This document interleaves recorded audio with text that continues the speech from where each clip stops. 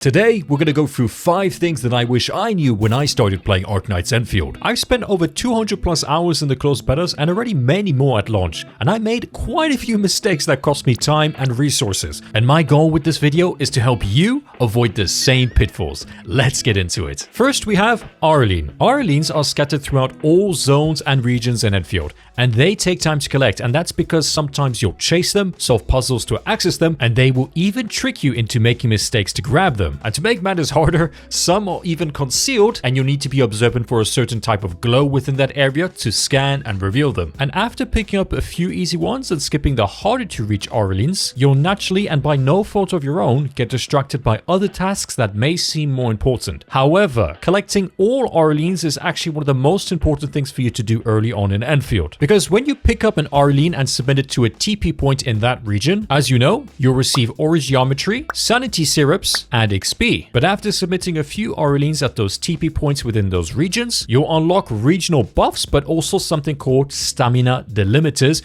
which permanently raise your overall stamina limit across all regions and all game modes. This means more dodges, better mobility, and more room for error in combat as you attempt higher protocol spaces to maximize your sanity efficiency and progress through the content. So don't sleep on these and grab every Oroberyl you see. And when you reach the second region known as Wooling, you'll notice that the Oroberyls you collect and submit to the TP points in Wooling grants regional specific effects known as regional buffs that help you with material gathering, stamina recovery, and other bonuses too, which is intended to help you with how the game evolves as your task expands when you explore the new regions. But you don't want to be stranding yourself around looking for every single one of these Oroberyls when you get to a new zone. So how can we do this efficiently and not waste so much time? Well, I personally use something called zmdmap.com. It has an accurate and updating database showing the location of everything you might want to gather or complete in the current regions in Endfield, and I've added the link in the description for you. And in case you were wondering, no, I'm not sponsored by these guys. I think their website is just that awesome, and I love the dedication they're putting towards it. The next thing I wish I knew is what to prioritize to upgrade first with my stock builds, and especially the importance of recycling stations. Each region like Valley 4 and Wooling has its own stock builds, and you acquire these mainly through the AIC outpost trading, deep or not delivery missions, and the stock redistribution where you buy and sell in the stock market. Now, these stock builds can be used for many things.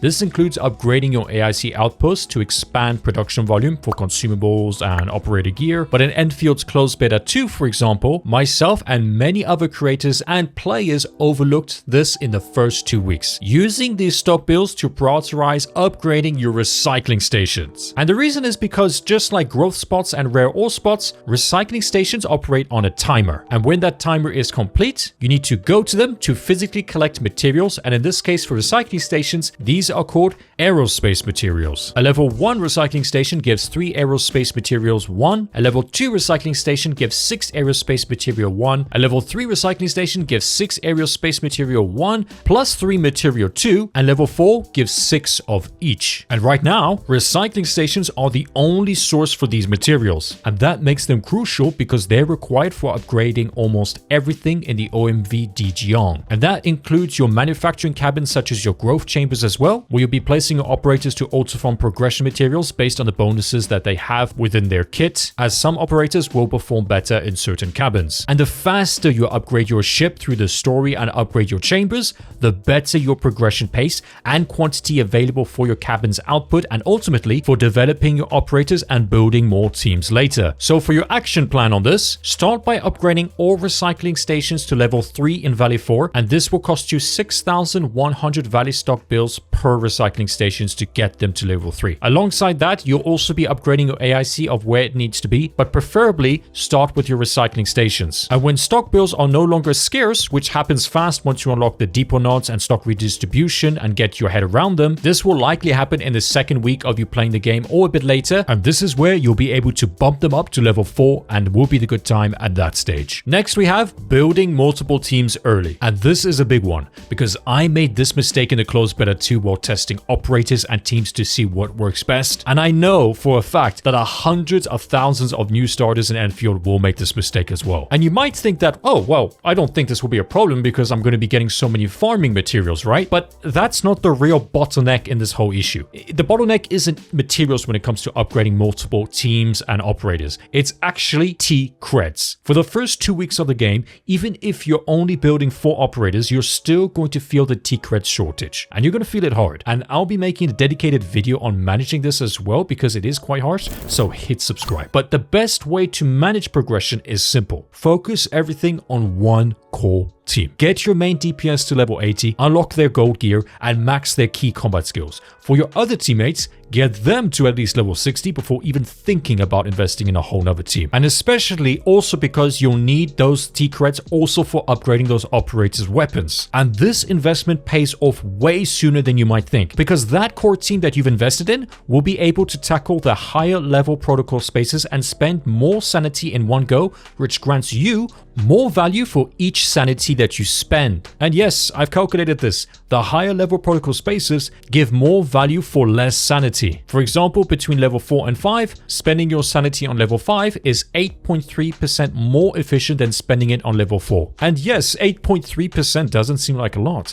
but if you're doing this multiple times a day and multiple times every week, it really is. So the lesson here is that if you build wide instead of deep, you'll be stuck grinding less efficient protocol spaces for weeks while everyone else is progressing and stacking up faster. So remember to first focus on one team and don't spread yourself too thin. Next is the credit store. So what's this? Well, the credit store is a daily shop you can find in the acquisition center. Each day the game will give you credits with a cap of 300, and whatever exceeds 300 with the new daily credits that arrive the next day gets erased. So your goal here is to always spend everything over 300 and keep your balance below 300. But here's what I neglected in the close beta 2. There are 2 other ways to earn credits that add massive value due to what you can actually have a chance at getting here, which I will cover just in a moment. But the alternative ways to get credit, number 1 is first production assist, where you can get an extra 100 credits per day. But what is that? Well, that's simply visiting your friend's Dijiang,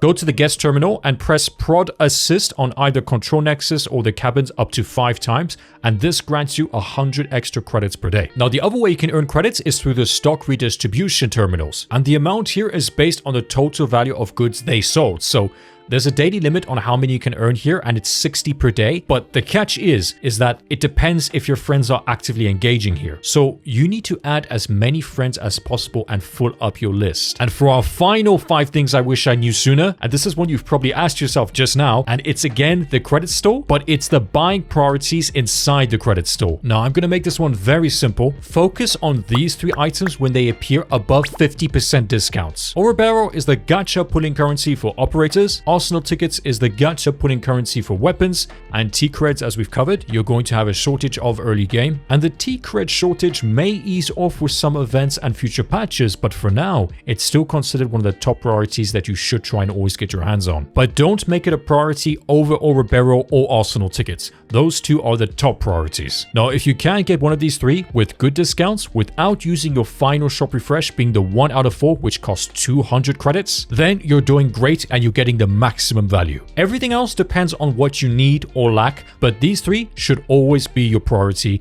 and T-Creds, that will probably soften later on in the game. And although you can farm T-Creds through protocol space, it's still one of the priorities because you are going to need your sanity for other things as well. Anyway, if you're new here, hit that subscribe button and I'll do my part and bring you more Endfield guides filled with tips and tricks to help you succeed. This was Static. Remember to have fun, and I'll see you in the next one.